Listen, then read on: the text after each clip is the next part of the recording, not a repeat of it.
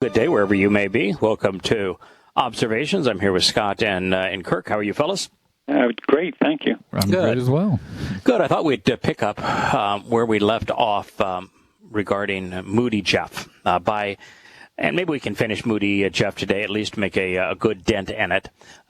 For those who have not listened to all of the Observations program or just began with this one for some reason, Moody Jeff is a fellow that went to Moody Bible Institute. His father was a Christian pastor. He became a youth pastor in a Christian church, served as there for about 5 years. A little braggadocious on his education and what he studied. And he copped an attitude towards Yahowah's testimony in the Torah, prophets, and Psalms, which put us at odds with each other. For those who have listened thus far, you'll probably note that Moody Jeff and I are not best buds. I made an attempt to provide what I thought was really a thoughtful and mostly positive response to his very long letter, up to the point where he wrote what I'm going to share with everyone now, at which point any attempt to be civil with him evaporated. I don't care what you have to say about me. I don't care what you have to say about the United States. I don't care what you have to say about Christianity. Don't care. I do care when you make a disparaging comment about something that Yahowah has conveyed to us, especially in his Torah. So at that point, I'm just not accommodating. Now, for those of you who don't know any better and think that, well, that's not a very nice thing to become judgmental of someone and to be critical of them, just because they say something that you disagree with, I would say, by whose standard? Mm-hmm. When Yahowah was confronted, that would be the actual name of the person that Christians are clueless regarding and have named Jesus, was confronted by similar individuals, those with religious training. Did he say, I can understand how you may have been misled, but oh, by golly, let's just sit down and talk this through. It's not that you're completely wrong. There's some room for growth here, and I just love you. So let's see if we can work this out. And I want to listen to what you have to say and consider your point of view, and then maybe we'll work out a compromise and our understanding. You got to stop. I'm going to throw up. And by the way, that was Yahowah's response. You got to stop. I'm going to throw up.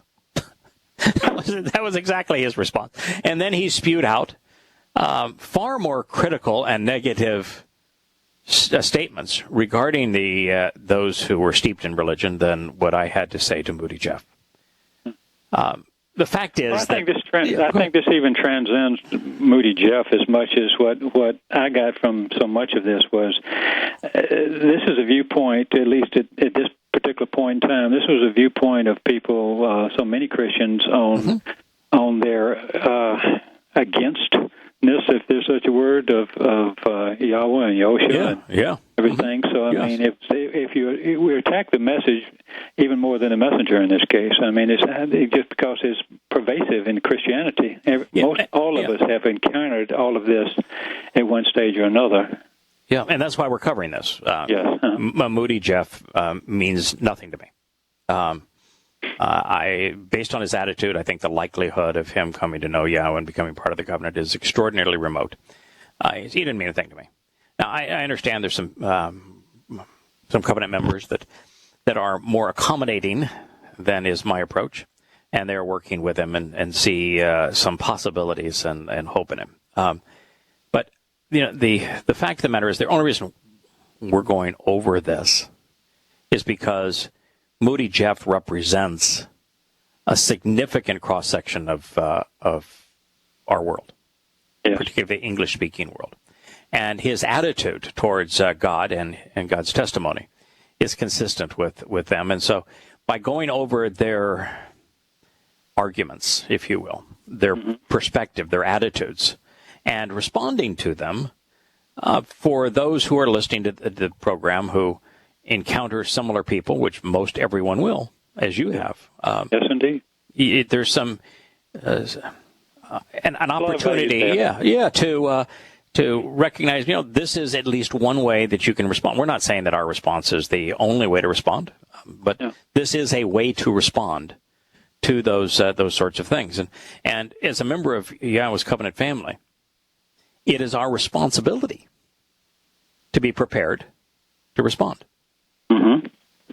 It's part of any family. You got to know what the family holds dear, what the family finds unacceptable, and it's important for you to articulate the family's position and defend the family's position. So here, I'm not defending my position, other than if you were to look at my position as our position as it relates to the covenant family. Yahowah's position. Yeah. But because really the covenant family is Yahowah's position.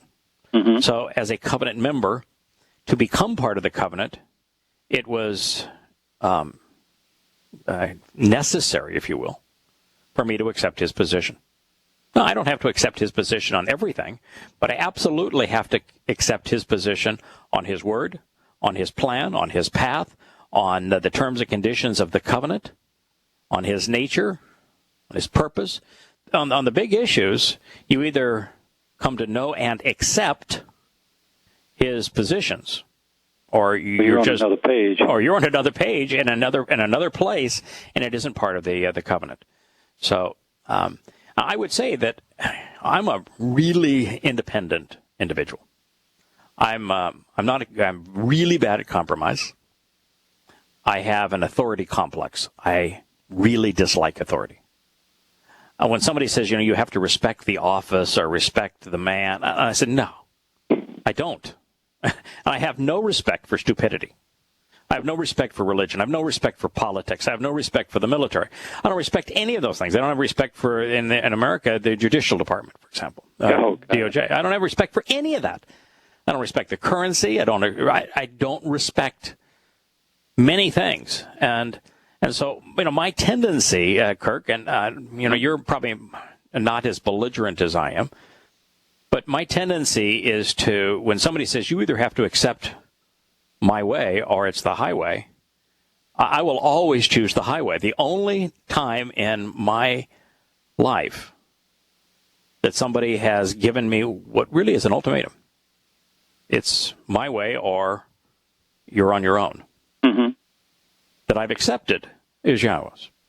Well, since I was very young, teenage years, when I started discovering how wrong everything is, the histories, the religion, to whatever degree, and then of course I came a long way in the last 10 years. So I've finally got y'all's perspective. Yes. No, I've been against forever, but most of the time it was so overwhelming I just walked away from it. It's like kick the dust off your shoes and go, because I couldn't debate them as well, or even when I could, they didn't want to hear it, so there was no debate. So you couldn't engage people. So so we're in the same boat. We're in the same boat in terms of human authority. But now what's interesting is that Yahowah does not demand that we accept his way. No. He lays it out there and says, if you want to accept it, here are the benefits. If you don't want to accept it, here are the consequences. Yes. But really simple. So he's not demanding, he's not ordering, he's not commanding us to accept his way or there are consequences. He's just saying, this is what I'm offering. If this is acceptable to you, wonderful. If it isn't, see you later. Well, not see you later. Never see you. It's really that simple. Does he compromise? No. Is he even going to listen to you if you try and compromise? No. You can't negotiate with him. He's non-negotiable. Ask Ishmael. Ask Abraham about Ishmael. Yeah, he is absolutely, unequivocally non-negotiable. Now, some of us say, well, Abraham negotiated with him. No, he didn't. Abraham questioned him. Yeah. You're allowed to engage in the conversation. Yeah, I question him all the time. There are lots of things that Yahowah has stated that I question. And there are some where I have questioned, and I do not agree with his position. I would say universally, when I do not agree with his position, it's indicative of me not understanding the circumstances well enough, and I'll acknowledge that. But things that I don't agree with his position on every issue. I have accepted his way on everything that is germane to our relationship. So the issues where I question and I have not, where I don't agree, may be an issue, for example, of, well, I understand why some of this is challenging to process, to come to understand what Pesach, Matzah, Bakodim, Shabua, Teruah, and Kapurim, and Sukkah represent. Well, it's a bit challenging to find specifically what are the 5 terms and conditions of the covenant and what are the 5 benefits. While it is difficult to have an appreciation for the fact that the Ruach Kodesh, the set-apart spirit, represents the maternal manifestation, of Yahowah. While it is difficult, somewhat, to figure out the proper pronunciation of Yod He Wah He as Yahowah, well, there are things that are more difficult than I wish they were. And I would have preferred, if it were, I get to lay out the plan and the way the plan is communicated, which I would have preferred to make at least a bit easier to find. There isn't any statement that Yahowah's made, any requirement for participating in the relationship with him that I disagree with. And ultimately, the reason that I've come to accept his authority and no one else's is because of who he is, how he presents it, and what he's requesting. He doesn't come at us as an authority. He doesn't approach us as a lord, doesn't approach us in a fearsome way, doesn't come off as imposing. Considering who he is, he's extraordinarily humble in his approach. Which is odd when you think in terms of Paul's encounter in Syria. Well, of course. Yeah. Also, that's impossible. Yeah. Also, that's totally uncharacteristic.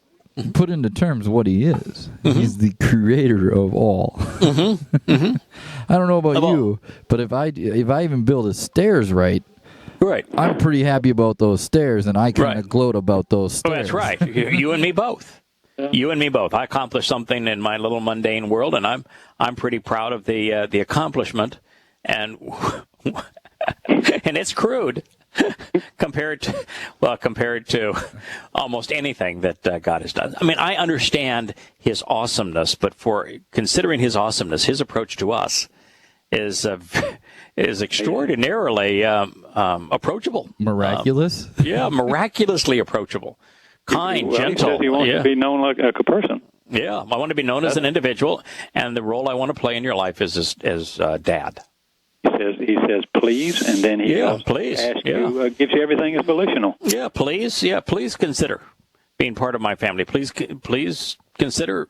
Please do this. Listening to. Please pay attention to what I have to say, because it's really in your interest.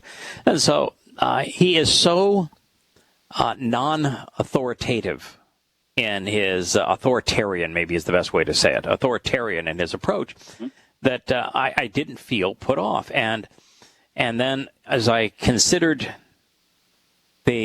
what he was asking, I came to realize that everything he was asking, you can even use the term requiring. Mm-hmm. Attendance at his Moed Mikre, at his invitations to meet and be called out. Requirement. But they're parties. They're a celebration. They don't cost me anything, and I gain tremendously by them. Okay, so require a way.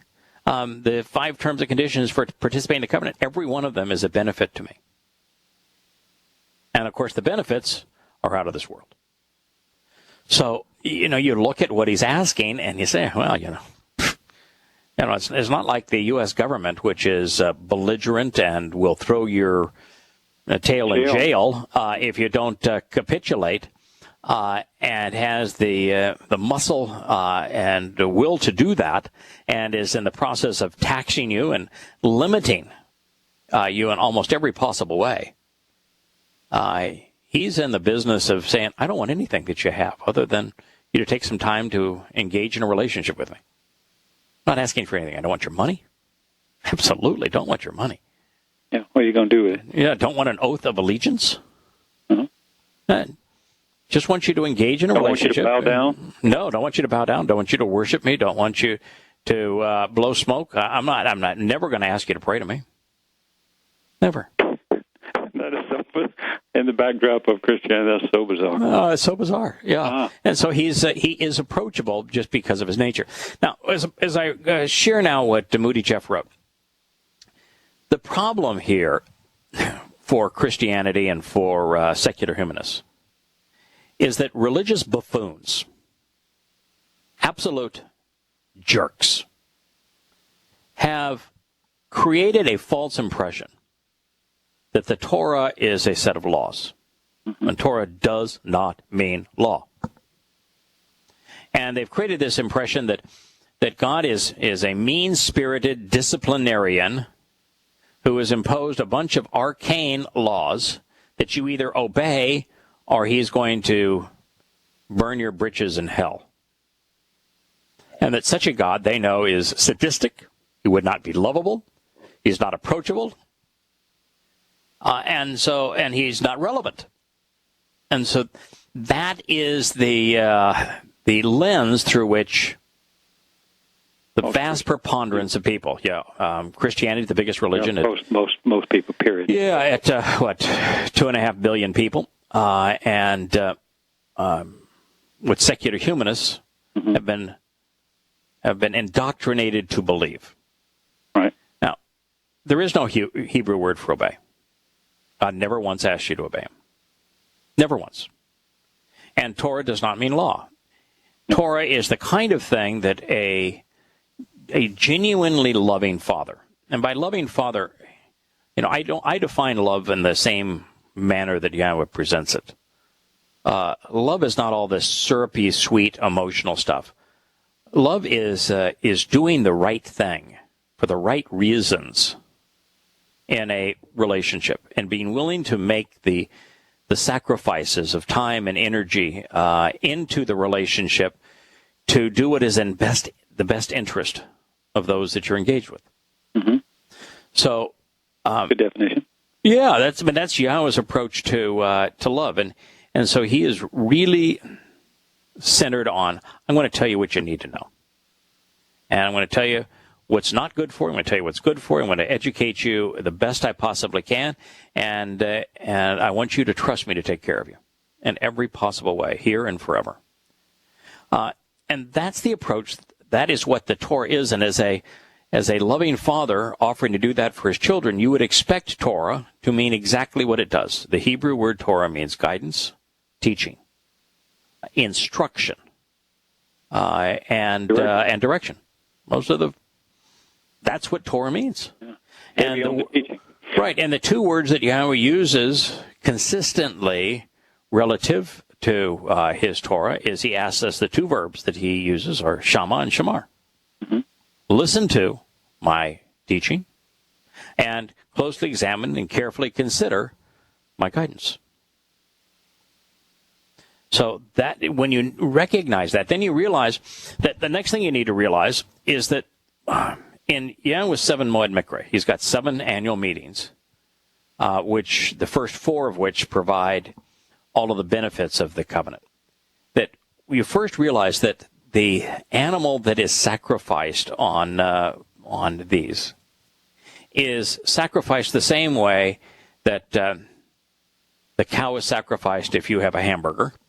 Mm-hmm. The chicken is sacrificed if you go to KFC, and the fish is sacrificed if you go and do what I did for lunch and have some salmon.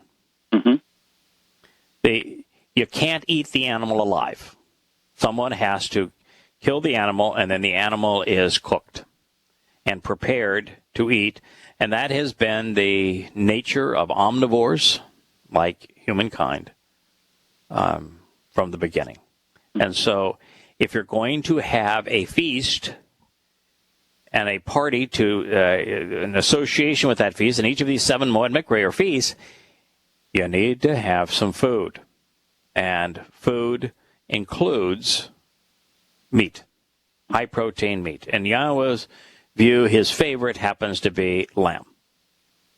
So the sacrifice isn't a sacrifice in any sense that we would consider. You know, if the U.S. federal government requires you to sacrifice your a percentage of your earnings as a tax, they're taking it from you. Whether you choose to give it freely or you give it under duress, you're sacrificing your income to the federal government or the state government. Yahowah doesn't require us to give him anything. We're not making a sacrifice for him. We're eating the lamb. This meal. You eat the lamb, right? We're feeding our families with the animal, and the animal then represents something that conveys an important truth about what Yahowah has done to provide the benefits of the covenant. So that's the context which they should be envisioned and understood versus the context that they are wrongly conveyed. So this is what Moody Jeff wrote. What kind of answer can you possibly have for how ritualistic and seemingly pagan all of the Levitical stuff is? I mean, from ceremonial washing to the animal sacrifices to doing it this way and only this way. Sounds a whole lot like religion. And between that and slaughtering the Canaanites, they seem to be like your typical Bronze Age people group, minus the possibility of child sacrifice. Now, when somebody writes something like that, mm-hmm. my response is, well, perhaps you've misunderstood. My response is instead, do you have any idea, moron, who you're criticizing? Have you ever stopped to think for a moment who wrote what you call Leviticus? Have you ever even conceived as who the author might have been that inspired that book? And then if you think for a second, who inspired it? Who are you to criticize him? You say you want to get to know them in the first part of your letter, and then you're willing to write this about him? And you think he wants to know you? You think that somebody in his family wants you to join? Go to hell. That was my response before I started writing. Now, I'm open to criticism. Any part of that, you guys say, well, you know, maybe you're a little harsh. No. No, Yahowah wrote it. You don't have to believe it, but even what I've been studying lately, mm-hmm. when you start studying these Canaanites, if you just mm-hmm. study a little harder, you find out Yah didn't ask you to do nothing, even those things, when he asked them to wipe out not the Canaanites, the Amaleks. Right. When he does that, then it was a reason to save you, protect you, right. Build your homes where you'd be safe. And he was justified in all of that, and easily approved. Yeah. In fact, let's take the wiping out the Canaanites. Okay. The Canaanites were a tribal group of people that were there in Israel. Mm-hmm. Now, Israel, the country, in fact, the planet. Whose is it? It's Yahweh's. He created it. Yeah, he created it. So it is his, right? Mm-hmm. And the Canaanites themselves, are they human beings? Of course. Well, who created them? Yahowah. Okay, all right. So is he the source of life, of temporal life? Right. So he gave them their temporal life. So if he were to decide that, I gave them on average 20 years of mortal existence, and said, but I don't want him to have 21. Did he do something that would be considered inappropriate for them, or did he give them something they would not have had anyway? What's the net situation to them? 21 years would be a gift. Well, gift. It's what my point is that since they would not even have existed if it were not for Yahowah, if on average they lived 20 years before he said that's enough, then they had a net benefit of 20 years and there's no negative. If the entire reason that something exists is because you created it, when you don't want it to exist anymore, it's your prerogative. Now, somebody say, well, that's not true. If you conceive a child, you conceive the child, and so you can take his life. Well, no, you didn't. You didn't make the sperm. You didn't make the egg. Took two of you to get together, and the mechanism for life you had absolutely nothing to do with. You were not there to write the DNA. You didn't create the elements. You didn't come up with the plant. You didn't conceive life. You didn't have anything to do with it any more than I have with the breath I take. I don't know why my lungs do what they do. They just do it. They just do it. Right. And so that was the first part. The second part is that it really wasn't the Canaanites that the Israelites were asked to eliminate. It was other tribes. The Canaanites had virtually ceased to exist by the time that the Israelites returned back from captivity in Egypt. And the reason that they were in captivity in Egypt is there was a terrible drought. And they really had no choice but to migrate to a land that was flooded by a river and had a river as a source of water because of climate change. And so that's why they were there in it.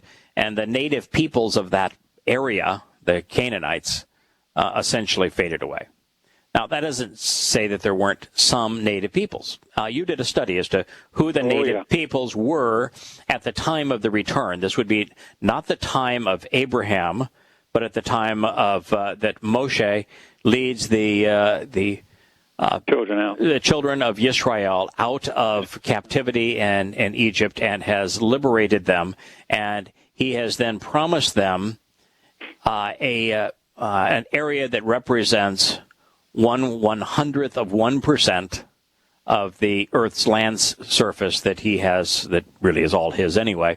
But he promised them 1/100th of 1% by the way, for a fairly important purpose. In that 1/100th of 1% of the land's surface area, these people are going to serve as his messengers to humankind, a message that can be used, and the only message that can be used to survive mortality. That's it. And what Yahowah wanted to do is to say, listen, the things that are important to me is that you be set apart.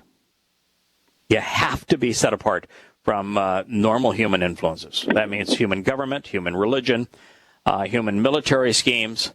If you're going to serve as an example of my covenant family, you have to be set apart from these things. You can't intermix with them. So this little tiny region at the crossroads of the world in Israel, it was imperative that those who were overtly political, religious, militaristic, harsh, cruel, be removed.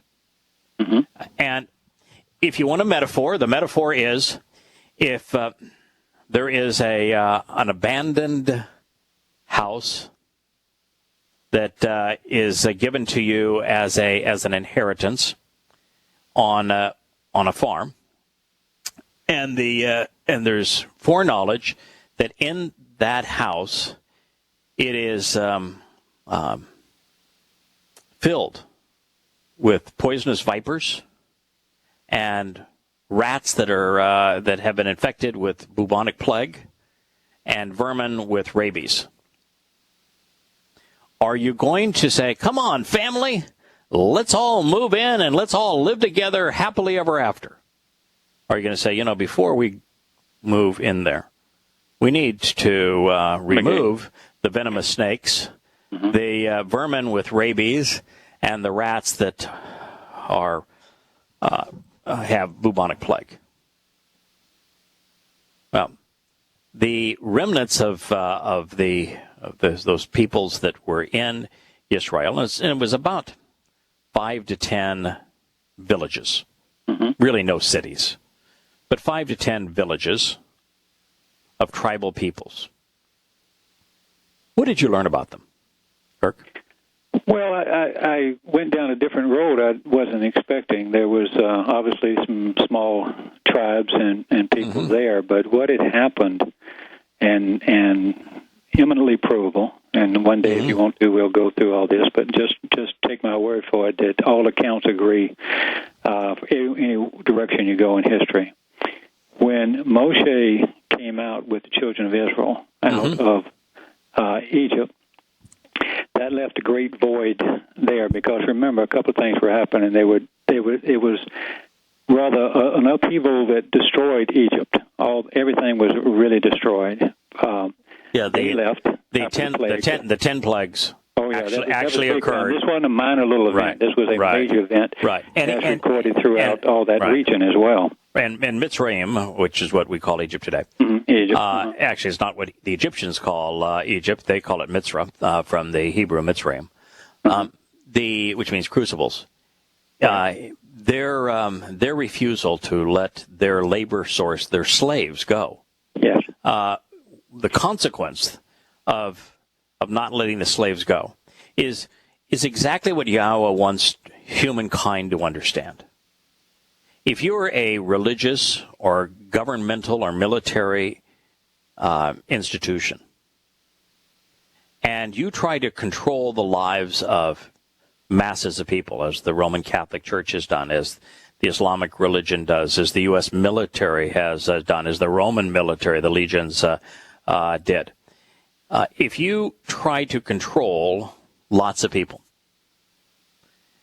there is a tremendous consequence. And God wants you to know the consequence. And it's going to cost you your children. You're going to be plagued as a result of doing that. And so Mitzrayim was set as an example to display to us the consequence of imposing a nation's will, an individual's will, against masses of people, essentially enslaving them, whether by the use of economics, the military, or by use of religion. Yeah, all of those human institutions. So, and the consequence to Mitzrayim, Egypt, was devastating. And beyond that, as the Pharaoh had second thoughts and decided that he was going to go and slaughter the Yahowah's people after all of these things had happened, he was swallowed up in the Gulf of Aqaba, and so he lost a significant part of his army, and Egypt lost its pharaoh, and so things were really bad in Egypt. They were extraordinarily vulnerable for a long period of time. So that's where your study began.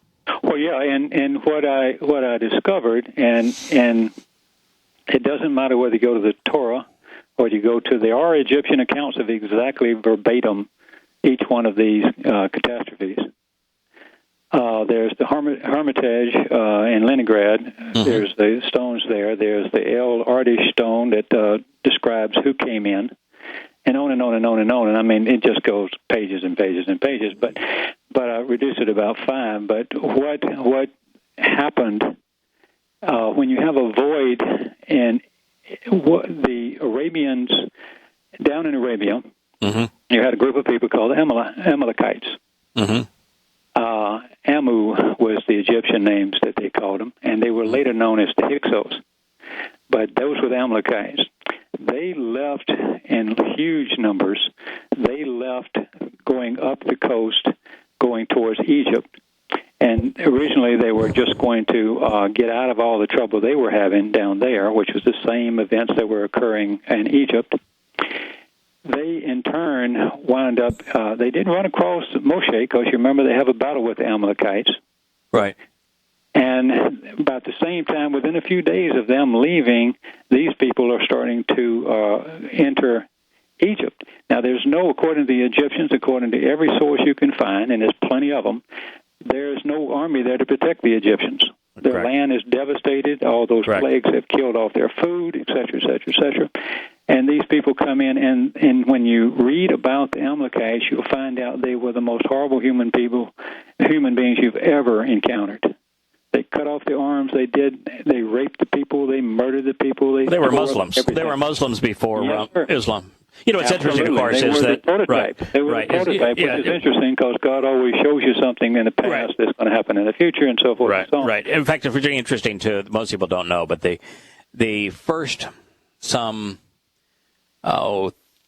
or 40 surahs of the Quran in chronological order, in the order that they were revealed by Muhammad, are universally plagiarized from what's called Hanif poetry and the Hanif religion, which is the religion of those Arab tribes living in the area of Yemen. Mecca, yeah. Yeah, south. So actually, not Mecca. This would be he used the coastline down there in Yemen, and then he blended that in the next 30 surahs chronologically with the mythos and the religion of the Meccans. And what you find is that these religious rites and these people were vicious.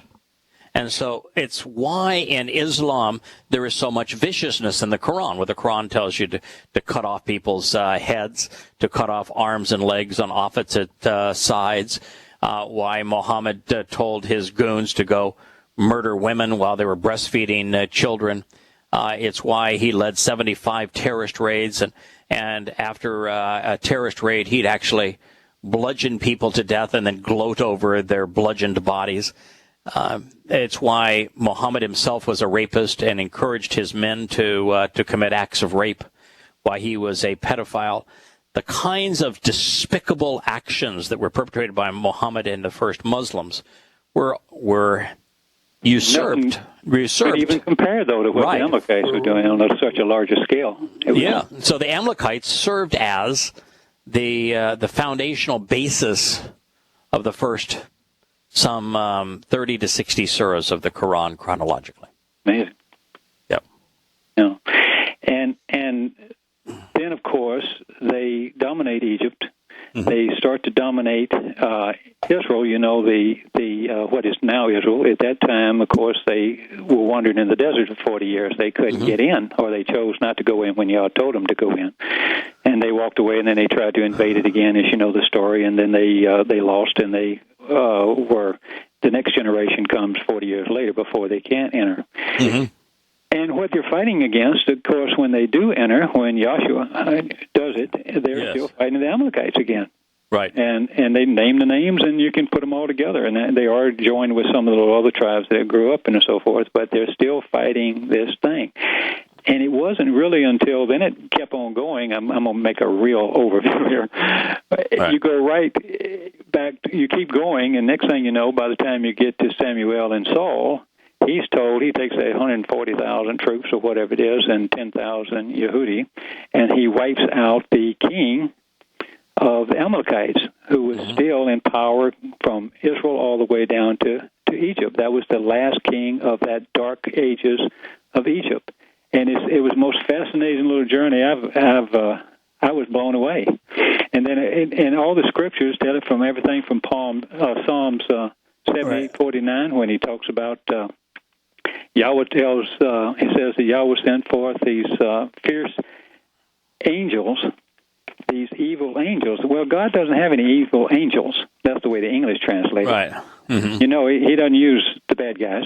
Right. And if you start looking, so I started looking up the words and everything, and you find out that with just a nuanced difference, you don't have evil angels. You have these. You have a king shepherds, is what they were called in Egypt, the Amalekites. Mm-hmm. And it's almost the same word minus one letter in the translation. And then so he used them. That was the 11th plague. The Egyptians called that the 11th plague because they came in and took over. And then when Saul Saul got in one of the last big trouble he got into that really was the death knell for him, he was told to wipe out these Amalekites. And he goes to the town which is Sur. And by the way, with the term that Yahweh uses of them, he says that their iniquity, their evil, their wickedness, their malignancy, it was, and then full, absolutely complete, to the point where it would not have been possible to be any worse. Yes. So way, way beyond what you would call salvation, way beyond any hope of ever becoming part of God's family. They were as too far gone to be reached. They were vicious.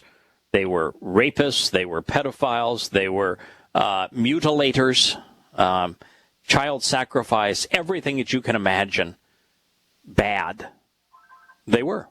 Yeah, it's beyond belief how bad they are when you study them.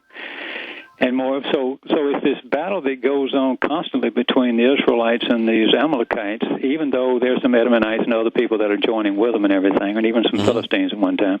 Is still being run by Agag, which was the last pharaoh of Egypt that was an Amalekite. And Saul finally puts him to rest, and then he makes a fatal error, which God just, I guess, couldn't forgive anymore if he could at all at that stage. He kills all the people in the town like he's told to. He doesn't wipe out. I mean, he takes some of the treasure, which he's not supposed to do. It was not for their gain. It was to get rid of. It was to clean house, not to make a gain. Right. And then he lets Agag, the king, go, sets him free. Yeah.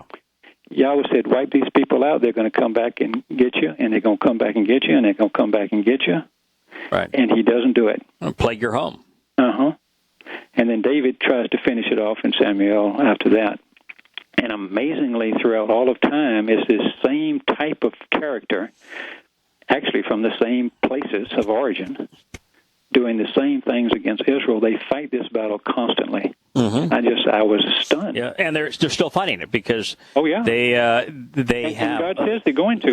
He says why with the Amalekites from generation to generations. Right, and they're still fighting them because today the people masquerading as Palestinians, the Muslims in Israel, are modern-day Amalekites.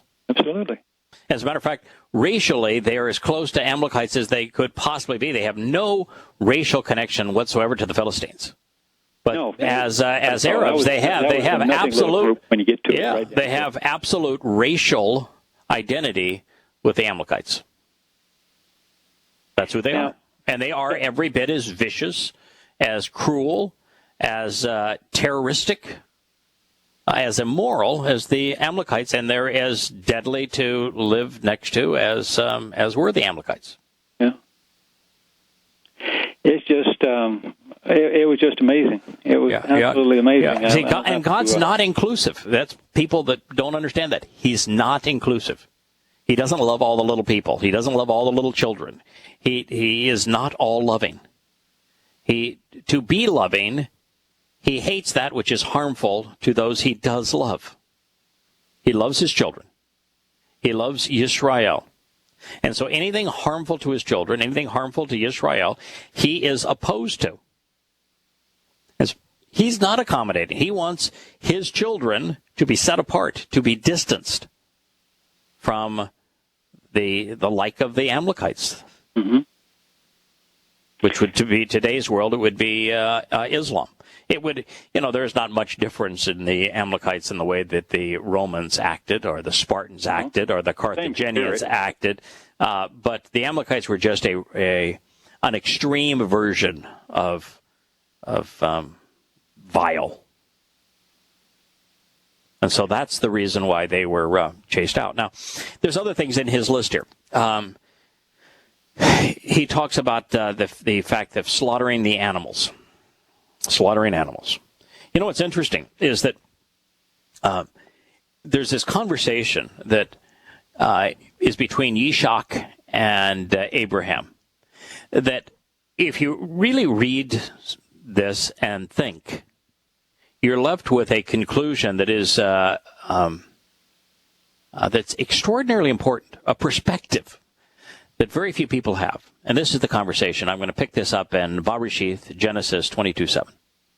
And Yishak, you know what Yishak means?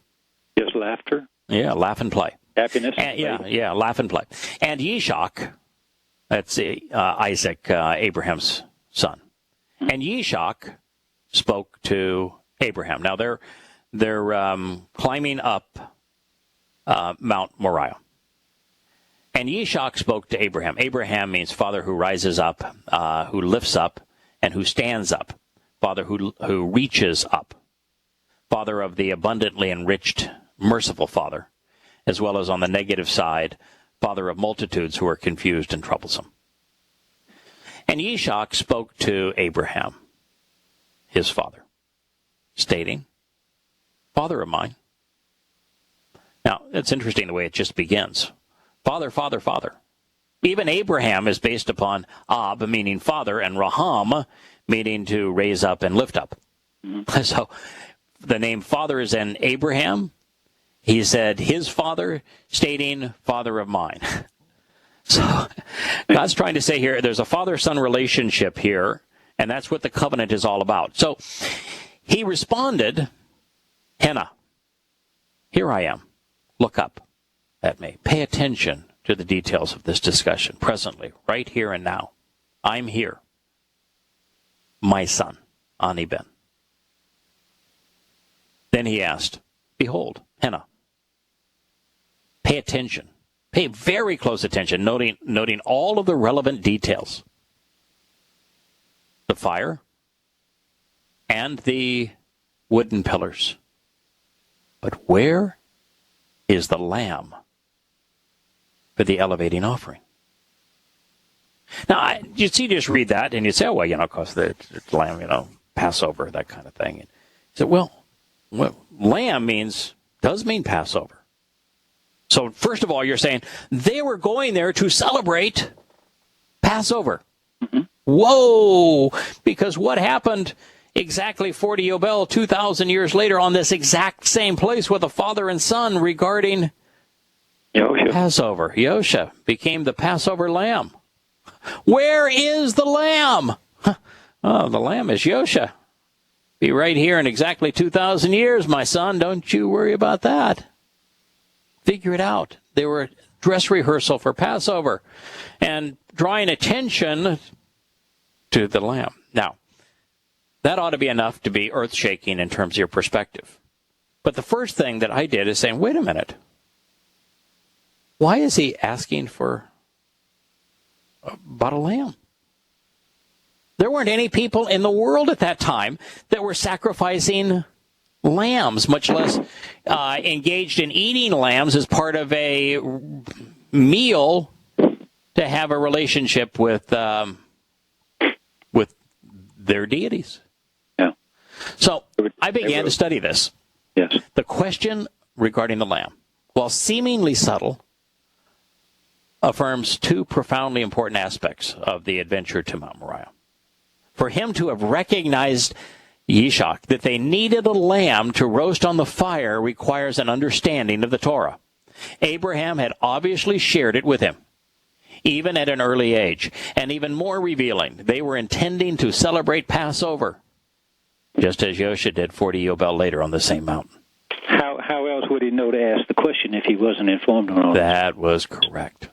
Now, as proof that Abraham and Yitzhak were operating out of an entirely different playbook, one composed by God and in universal conflict with the rest of humanity circa 1968 BCE.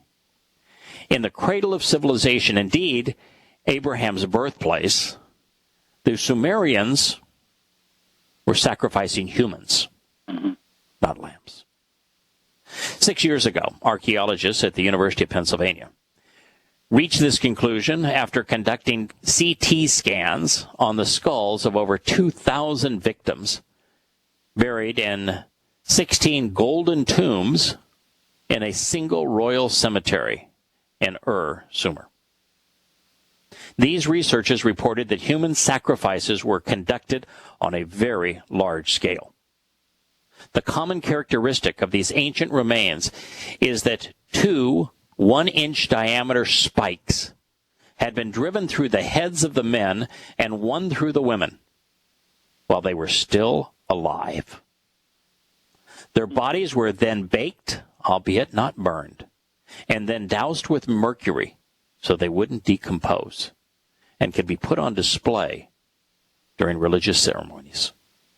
Abraham's countrymen sought to appease their gods through religious mass murder. Yitzhak didn't say, "Where are the slaves? So we can kill them. So we can go murder them to appease our gods." Yeah. Especially wanton during this time, the Sumerian and Egyptian lords, priests, and kings had countless servants, concubines, musicians, handmaids, grooms, guards, and soldiers murdered in mass because their clerics claimed that the dead would continue to serve their masters in the afterlife.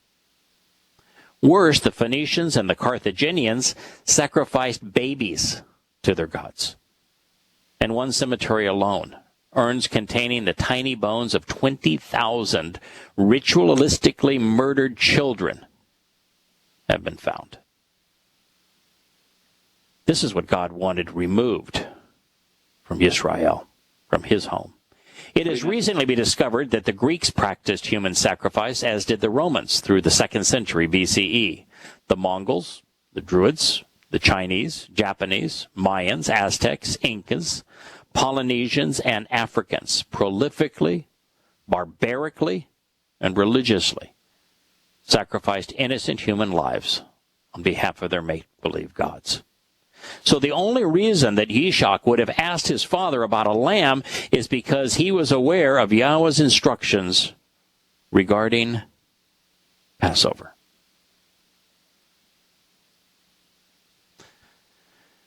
So, yeah, I don't have any trouble with you wiping those people out. None. I mean, you don't have any problem putting them in prison or a mass murderer putting them to death. You know, I was bit cleaning out my garage of the home we have here in Ohio by a brown recluse. And had my wife not driven me to the emergency facility, and the physician not recognized the nature of the bite and given me the antidote for it, I would have lost my leg, maybe my life. When I came back home, I didn't say, "May the brown recluse and my family live here in harmony together." No, I called out fumigators. And I had every blankety-blank spider in this house, around this house, in the garage, killed. Good. I didn't feel badly about it at all. It was my responsibility to do that. And that the brown recluse is far less deadly than are humans poisoned with religion and politics. Man is the most deadly animal on the earth. Is destroying the earth. By an unfathomable amount. Man's the most deadly of all animals, and particularly man infected with religion. Allahu Akbar, acting as terrorists. You know that the first Muslims, after Muhammad's death, wiped out half of the human population in the first 100 years, called the Golden Age of Islam? Yeah, the Golden Age. Yeah. Is there any other circumstance where any other animal in nature has wiped out half of the population? No, not even lions kill all the hyenas. No. Your food source. No. Absolutely. So that's the first part of it. The second part of it is that the Hebrew word for that is typically stated sacrifice is olah. I didn't read it as sacrifice. I read it as the elevating offering. La olah. It means to approach by rising. Olah is from Allah, A-L-A-H, which means to ascend and to go up, to be withdrawn and to be carried away.